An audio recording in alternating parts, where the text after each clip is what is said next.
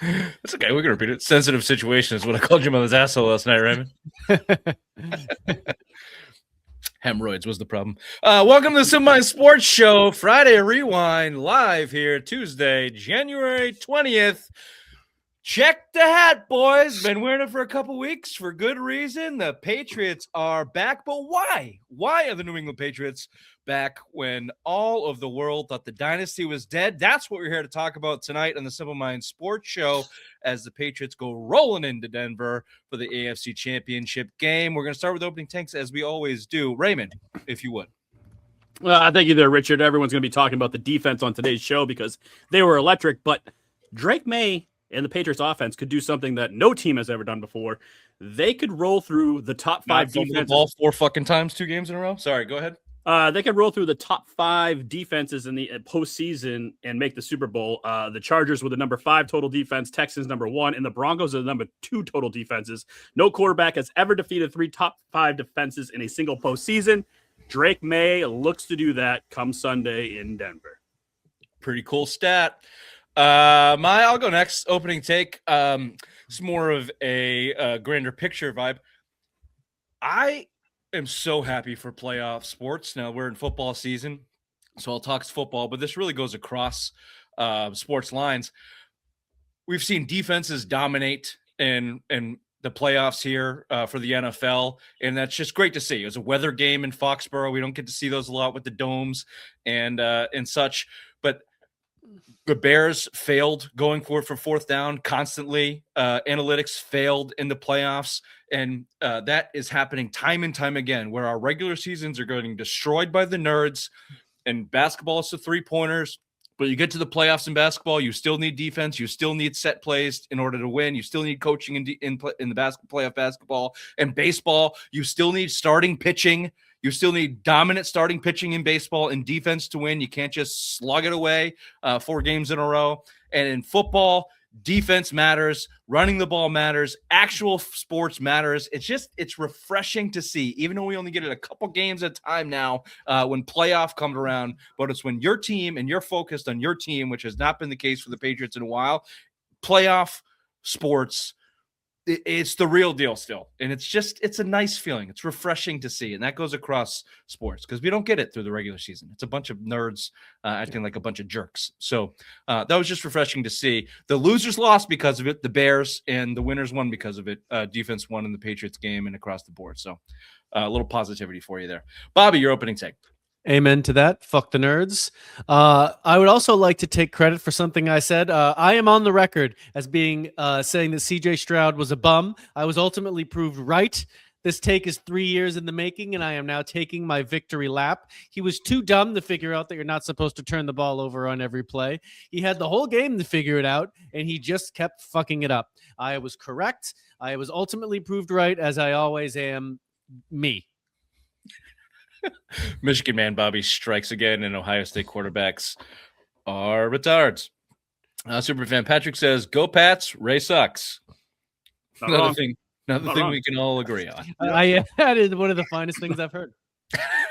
On today's show, we will be doing a lot of Patriots-Texans reaction, of course, to that divisional round game. Some CJ Stroud sucks talk, I'm sure, is in our future. We were looking at the AFC Championship game. The Patriots will have to go through the 3 of the top 5 defenses on paper. They also will have to go through 3 of the worst quarterbacks we've ever seen. So that'll be fun with Bo Nix going down. Around the NFL, a lot of storylines from there. Here you go, Raymond. Here's one for you on a silver platter. I think Ray was more right than he was wrong on his predictions last week. That doesn't mean anything. Idiots can predict things that just happen as much as the next guy. But I'm here to tell you, you were more right than you were wrong on your NFL predictions, mostly across the board. So we'll touch on those things depending on what your computer nerds. I didn't do it because you guys made fun of me too much last week. You are in charge of the NFL segment. I have not looked at it yet because I think it's better when I look at them blind. I'm guessing the first question blows. We'll do this or that with Chief Bobby and Simplest Minds of the Week. This is the Simple Minds Sports Show, Friday Rewind.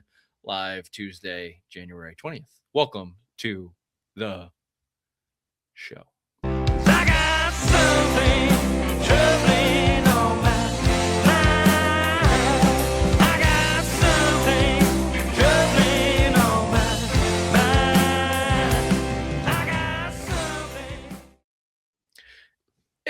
if you're watching on YouTube, you're welcome. My camera is sweet and working, and that's great. Bobby's got a new room, which is always wonderful. And Ray is chirpy. So that's nice. And we love him, and we love Boston sports and fan favorite. So do yourself a favor. Go check them out. Are we giving something away? Are they giving something away? Or they have some we're going to be giving something away. Yes, we're going to give something away this week. We're going to do a little, not a contest, but you're just going to have to like a post, and we'll be entered to win We All We Got, We All We Need t-shirt from I Love Boston Sports.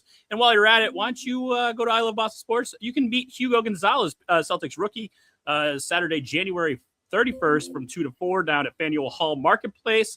They got exclusive new merchandise down there. And if you're looking for an electrician, look no further than Nolo Electric out of Chester, New Hampshire. He's Wait a second. He's fully licensed. He's the owner. And if you're looking for residential or commercial work, Nolo Electric is your man. Go check him out. I have officially transferred too much power to Raymond on the show. I didn't see a check. I didn't see a Venmo. Nothing for that advertisement. It's blurry as fuck. I don't even know if anyone can read that on the screen. Some of mine's. Unbelievable. Hey, that's the G Baby. It's G Baby's fucking electric. I will vouch for it. I will vouch for it. Yeah, he's a great electrician. You can call him with an electrical problem, and he will fucking help you through it, right? No, this is absolutely correct. And I'll just give you one quick story, and I'll vouch for that. I had a problem with my main circuit board in my house, whatever you call those things, and one of the fuses had blown, and I was trying to figure out, and it just sparked fire. I mean, there was a fire on there, and I was trying to figure out the best way to handle the situation. So I called G Baby up, Nola electricians there, and I said, G Baby, I don't want to electrocute myself. What's the best course of action? And as he was explaining to me all of the right moves, I looked to my left, and my 2-year-old daughter was shitting all over the bathroom floor. And I said, can I call you back? And customer service is his number one priority. He said, of course you can. Clean up that shit there, baby boy, and give me a call back. I did, and we solved the issue. Both. So that's the type of service you get from NOLA. And the type of service I would like as payment is either cash or something of sexual nature. Patriots versus Texans, 28-16. The Pats take down the vaulted Texans defense, the greatest defense since 1986 Bears. We've never seen anything like it. These guys coming into Foxborough. However, Drake Maye puts up 3 touchdowns on them. They win 28-16. But let's start with that defense there, Raymond. They did cause 5 turnovers, 4 first-half interceptions by Bobby's guy, CJ Stroud, who truly did look like an idiot. Just no business being out there. He should have been benched. He looked like Sam Darnold out there. DeMarco Ryan is not getting enough criticism for not having urgency in a playoff game. When you see a guy like that who's just lost in the first half, 4 interceptions, that one to Carlton Davis on the little check down, it's just inexcusable. I mean, they all are. They're getting sacked and just throwing it up like a balloon. He threw a pass so bad that he tore his tight end's ACL. That's right. That's how bad that man was throwing. You tear your teammate's ACL. He just to pile on here, CJ Stroud went 20 of 47, 212 yards. He did have a touchdown, the 4 interceptions, got sacked 3 times. His rating was 28, and as many people are saying, you could spike the ball every time you threw it and you'll have a higher rating than 28. But as I mentioned, Bob, not enough people are giving DeMarco Ryan. You got to bench that guy. You've got a guy in Long Neck Mills there that won 3 games for you, and your defense was playing good enough to win. You got to have some urgency there and bench your starter in that playoff game. Well, Dan Orlovsky said that you could have 31 other quarterbacks go out there and they would have won the game for the Texans against the Patriots. So Dan Orlovsky, all of the national pundits are not. I mean, I'll say it for you. They're cunts. There you go. They all absolutely hate the Patriots too. Do they have Patriot PTSD where they just feel like they have to go against them? I am so cynical. Everything that comes out of every national pundit's mouth, I believe, is for ratings. I don't think there's a sincere thing happening on those programs anymore. I think it's all just clickbait. So Is it all just PTSD that you had to hate the Patriots because of the dynasty with Brady? So they're just falling right back into line because it's been a blink of an eye, and here we are. Here we are again. Orlovsky, I rely on to be a little bit centered, but the 31 other quarterback thing. Well, you had one of them on the bench, DeMarco, and you didn't go to him. So let me. D'Amico. What have I been saying? DeMarco. DeMarco. Yeah, it's kind of a loser. Yeah, he's fucking out. Whatever. No Nico Collins. We should mention that, and we don't have to talk any more about it. It's not the problem they lost. 48 rushing yards, 11 of them coming from Stroud. 30 rushing yards on the ground. It's not what you're looking for from the Houston Texans. We'll get to the reason for that on the Patriots side whenever you'd like. 1 for 4 in the red zone. The Texans went. They held them to 3 field goals. Before we get to the notable players here, that's a bigger story than people are. The turnovers was the biggest story of the game, certainly. But look, it was a 1-possession game into the fourth quarter. The Patriots defense, the Texans ran it in for a touchdown that got called back on an illegal procedure. They held them to a field goal there. They held them to a couple field goals. The strip fumble by Gonzalez as the Texans were driving at the end of the game that could have tied or put them, would have tied the game 13-21. It was a close game is what I'm getting at. And the defense, held tight there. And certainly the 4 interceptions and horrible play from CJ Stroud had a lot to do with it. Let's talk about that. Let's talk about that defensive effort before we get into Drake Maye and those issues. And if you want to go down, I mentioned a bunch of players and their statistics and some of the standouts there. Take it where you want, Bobby. Yeah, and also just to point out that the game, if you watch the game, it was incredibly tense, and they were an all-time catch from Kayshon Boutte putting the game away, that if he doesn't make that pass, that essentially sealed the game when they went up 2 touchdowns. But if he does that and it remains a 1-score game, it was 21-16, and they were creeping back into it. So it didn't feel good until he caught that touchdown. But to your point about the defense, this is where toot Bobby was right again. The run defense is the fucking pass defense, assholes. Okay, and 2 games in a row, teams can literally not run the ball against them, so it puts them into predictable pass situations where, again, they're deciding to play fucking defense. For the last half of the season, they just said, we're just going to sit back and keep everything in front of us, and now they're playing defense on every possession. They're playing man. They're blitzing. The Pats showed up to play defense, but it is 100% Tonga, Milton Williams, Barmore, Spillane. You cannot run the ball. So they are in predictable pass situations, and that is what they need. And then they are playing man effectively thus far against shitty quarterbacks. Right. Barmore, Milton Williams, and Tonga. Look, we're talking about the Patriots going up against the top 5 defenses in the NFL. I don't know if the numbers rank it out as much, but from the numbers that I've put on here, as we'll talk about it when we talk about the AFC Championship game, the Patriots are right up there. And certainly in run defense, they were on pace.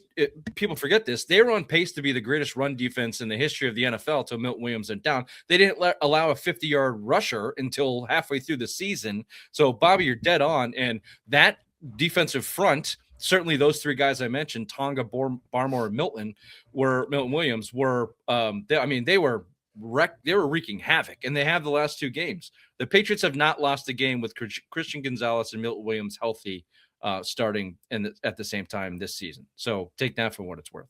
The best thing, too, is they're blitzing nonstop. And I'm going to give the listeners and the viewers a little view into our text exchange. This was from Billy Badwords.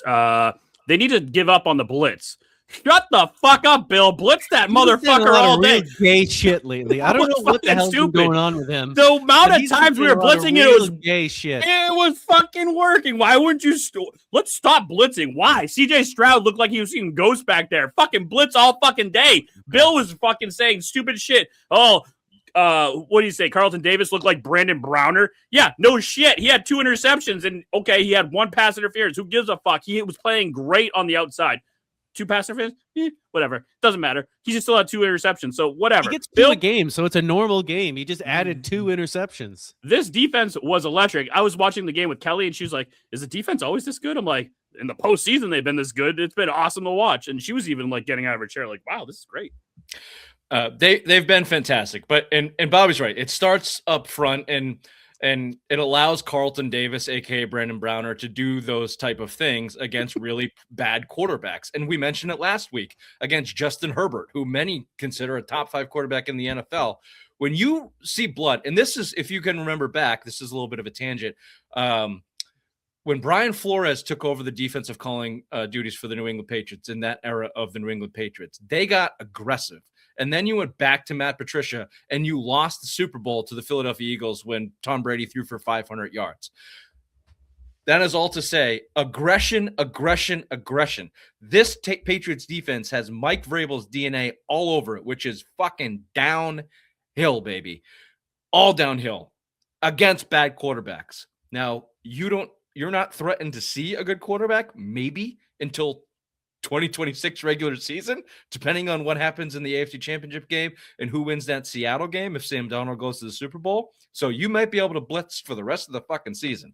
But if you get yourself a Matt Stafford, you're going to have to rethink that. But you didn't have Matt Stafford. You had CJ Stroud, who with the guy in his face decided to throw a lollipop 30 yards directly in the air for Marcus Jones to pick it off and go for a pick 6. You don't stop blitzing that guy until he proves you wrong, until he beats you. So, yeah, Billy Badwards is a fucking idiot, and the Patriots are not. Let's see. Any other guys here we should mention? We mentioned so just some stats on so Davis did have the 2 interceptions, first 2 of the season. He did have the 2 defensive pass interferences. Yeah. I'll say this.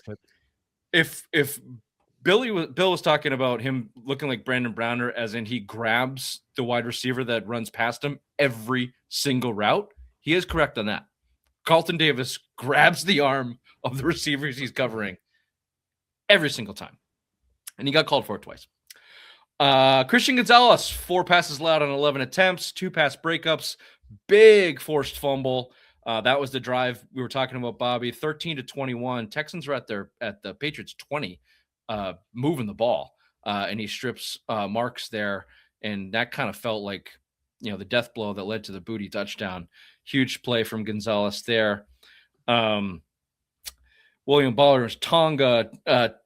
Here's some guys. So Chaseon's going to get paid. Chaseon had an electric game once again. He's going to get paid this offseason. Patriots will not be able to afford him. He's going to get a payday.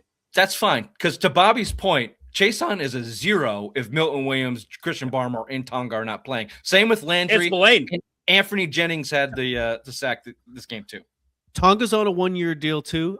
I will gouge out their eyes and skull fuck them if they don't re-sign him. Okay, they need that guy. He's a defensive tackle. Pay him top dollar defensive tackle. It's going to be pennies on the dollar for what you have to pay Chaseon for sure.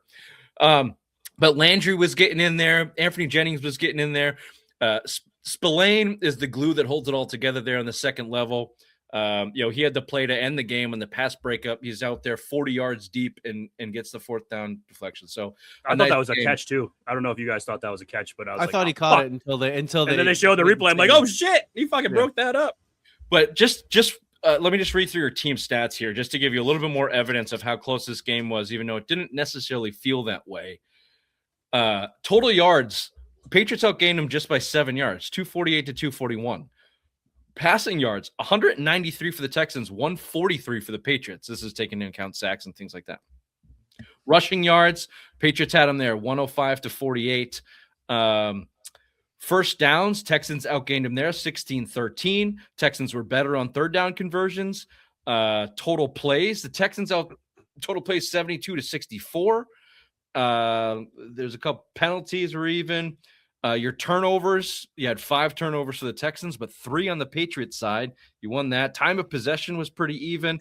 All of these stats, you look down the list, Patriots didn't, they didn't dominate this game, but you watch it, it never felt like the Texans were going to threaten because of just how poor the quarterback play was. I mean, you could not imagine CJ Stroud leading this team down to a game-winning drive at any point in time in that game. And then as soon as Drake Maye threw it up to Booty and he got that touchdown, 2 possessions in the 4th quarter or 12 or so minutes, it was lights out. But I that was a little bit, looking at those team stats, it kind of spelled the picture out for me a little bit more, that it was closer than it kind of felt in real time. All right, allow us to get to Drake Maye, who, if you're a Homer with Patriot glasses on, and the world is your oyster right now. What a game for Drake Maye. No one's thrown 3 touchdowns on the Texans defense, and Drake Maye did it. He's the goddamn savior. That's a B+ grade, maybe an A- for the. I never said A-. I for never the, said A-, for the goddamn motherfucker. motivation getting over the fact that he fumbled the ball 4 fucking times in a divisional playoff game. Never said A-. 3 of which were his fault. The last one I'll put on Will Campbell. That's a speed rush. Didn't have a chance. In motion, sacked him. Job well done. Will Campbell. We'll get to you in a second. The first 3, the first fumble, you're at your own 5 fucking yard line, and he's trying to go deep, and you're lucky that didn't turn into a fumble recovery touchdown, or at least the Texans getting it and turn it into 6 or 3 points. Will Campbell fell on that one. The second one, the next possession, he fucks up the handoff and tries to dive for a first down, lose ball That was the worst control, one. gets it knocked out, didn't learn his lesson from the possession before. The third one, he doesn't have a goddamn sense of the pocket. You're in a tight game. You're winning the game, and he's trying to go deep down the sideline yet again, and he gets the ball stripped. It's the first time. We talked about it last week, Bobby. This is the first time we have not seen Drake Maye immediately recover from poor mistakes from the week prior and repeated efforts of mistakes this week. And look, if you do it next week, if you can't, you just can't win in the NFL doing that repeatedly. And if it wasn't for CJ Stroud, you don't win this game with that effort by Drake Maye, even with his 3 touchdowns. Would you agree or disagree with that, with those 4 turnovers or 4 fumbles at least? Completely agree. I mean, I even think the C grade is. I would have probably had him at a C-. Probably had him there. 4 fumbles. It's just egregious. Yeah. Again, toot. I was right. I said he wouldn't fumble twice. I just didn't think it was going to be 4 times. It just we can only hope that number one in the Super Bowl, if that happens, that's probably going to be good weather. But that there is no precipitation next week. We have enough evidence to see that he does not do well when it is wet on the ball. Okay. He doesn't. He threw it fine, but your mother struggles also with that situation. Fine. But he needs to do better. We saw the touchdowns. He's making enough plays to get it done. Our silver lining is the rest of the team around him. They all look like studs. They don't really look like they have a weak link other than left tackle right now, but we got to give him a little bit of a credit. Will Anderson's probably the best defensive lineman in the league, and he took his lunch money. I can give you some weak links if you give me a second. I will say this, Ray, the perseverance is consistent with Drake Maye. He continues to come back. The ball to booty is obviously getting the most attention. Both of these balls, the ball to booty and to Diggs, both of those touchdowns, I will say those are better catches than throws, but that's not to say that those are bad throws. They're excellent throws. They're just better catches. I mean, the booty catch is amazing. It's a great highlight. That Diggs catch, going into the middle, know you're going to get popped, extended. He never even brings the ball to his body, and he goes to the ground. He just holds it in his hand the whole time. That's impressive as shit. But to Drake's credit, he had to put it high because the defender was on his hip, and he had to put it just in front of the safety coming over. So great throw, better catch. You need 3 or 4 of those amazing MVP type throws and plays from Drake Maye a game. You continue to get it. He just has to eliminate the goddamn fumbles. You could even say the Pop Douglas catch was even impressive on Pop Douglas because it looked like the defender got his hand on it and then Pop still adjusted and caught it. And then that was a 4th down play. I was saying, take the points, kick the field goal. They go for it. He put it in there. I mean, the defender got a hand on it. Pop Douglas made a miraculous catch and took it to the house. And that was the first score of the game. So I thought that was awesome too. So yeah, the 3 touchdowns that the 3 receivers got, all impressive on the wide receiver side. Yeah, I don't know about miraculous, but it was pretty good. It was good. Try to use bigger words every week. I got you. I saw someone just because that's fine. If you know him, throw him in there, baby. We'll see if it works. I saw a breakdown on that. That play was not to Douglas. It was actually to the flat, and they had coverage, and Drake Maye had to pivot in real time in 0.2 seconds, decide what he was going to do. So, yes, impressive play to get the lead on 4th down. All good. He had 2 or 3 other plays. The big play to Booty across the middle, that pass play that led to the Diggs touchdown. He had some really good throws.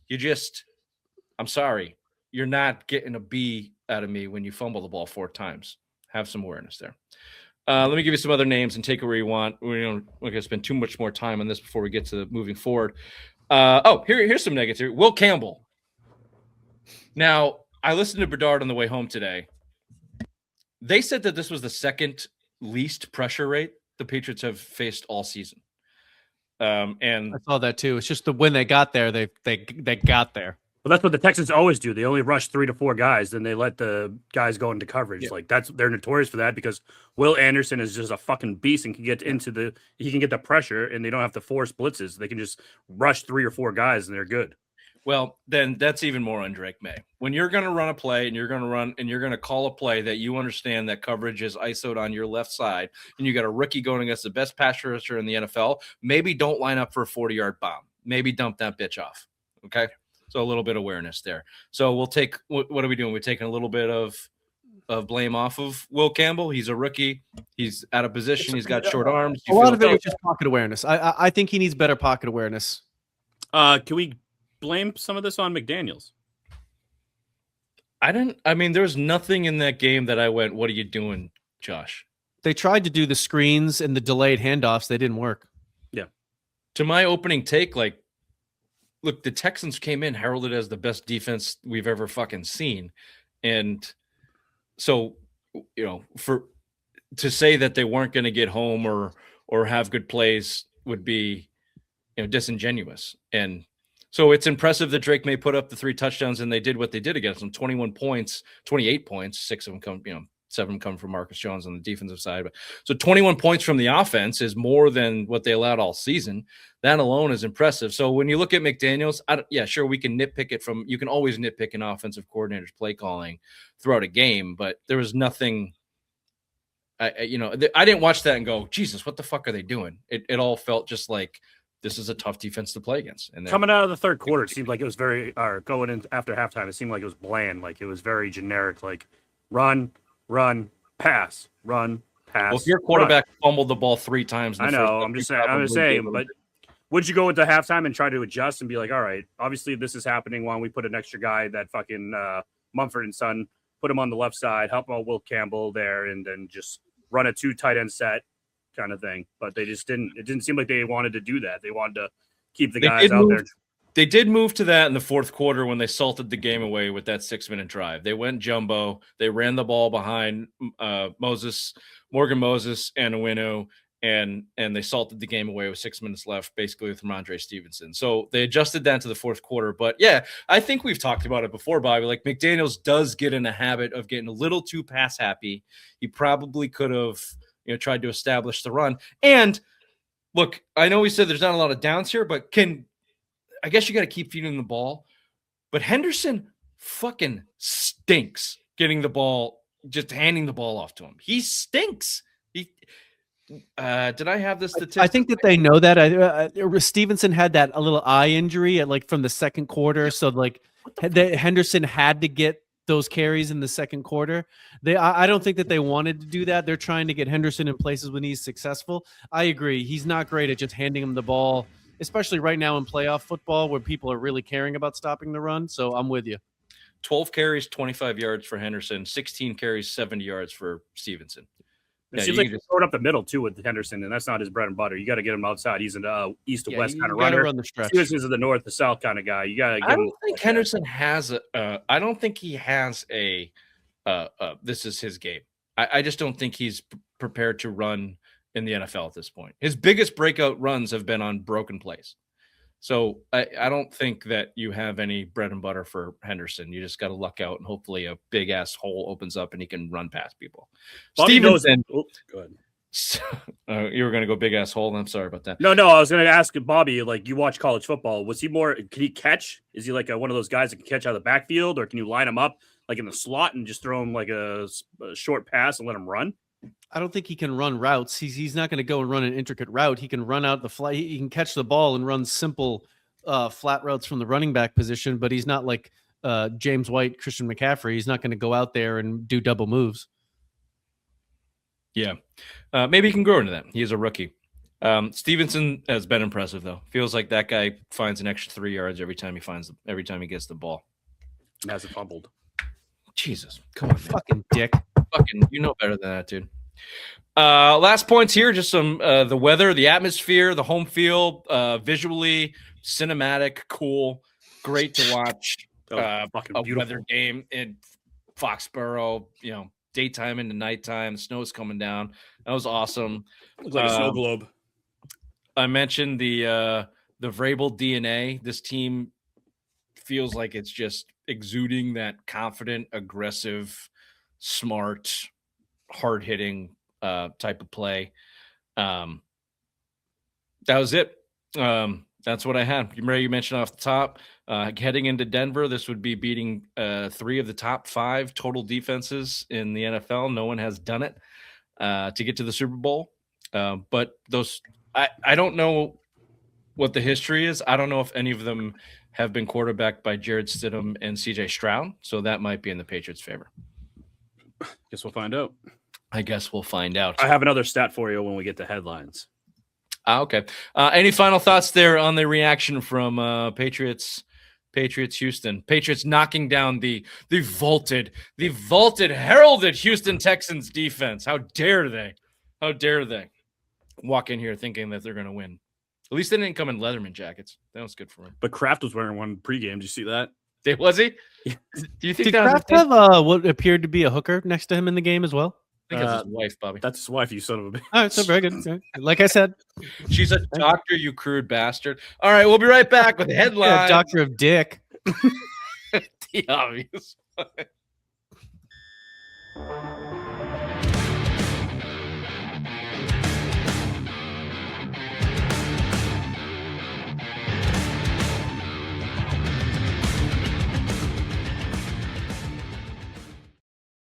Thank you there, Richard. The New England Patriots are back to the AFC Championship game.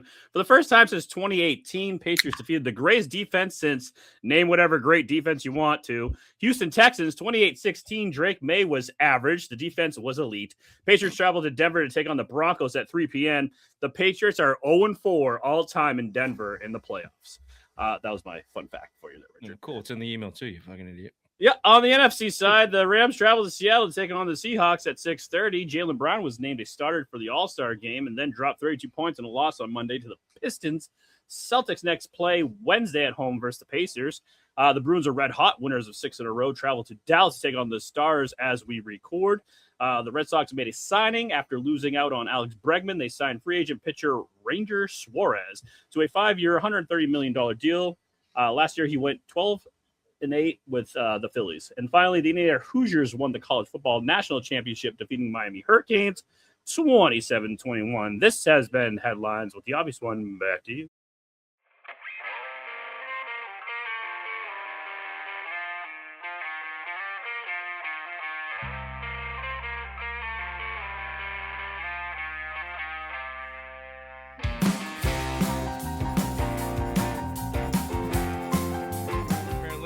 The Celtics are dumb front-running pussies. This is the same team they have been for 4 years running.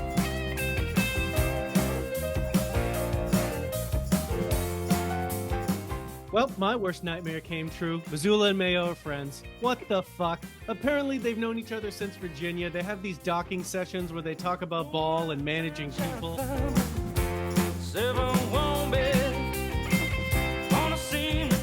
Vacation. I'm going to quay all these. I'm going to fucking watch them this week. Do you say quay? Is it not quay? It's Q. It's Q. It's Q-U